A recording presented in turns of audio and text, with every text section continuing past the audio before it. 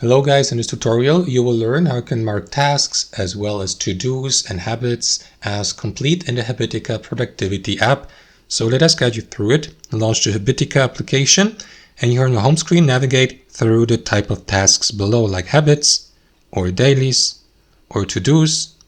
And let's say, for example, you just completed a to-do or one-time task or a recurring task, like this one here, finish creative project, for instance. So to mark that one as complete, simply tap into that button here on the left next to the given entry to mark the given to-do as complete. And you may do the same for habits. Simply navigate to habits here in the bottom left corner. And here you will see a list of all habits, good or bad, listed. So if you followed the given good habit, simply tap into that plus icon or button here to the left to mark the given good habit as complete for the given day.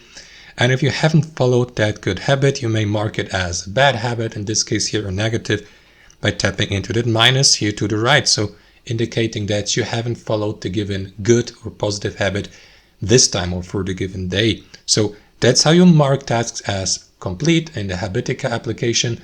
Thanks for watching and I'll see you next time.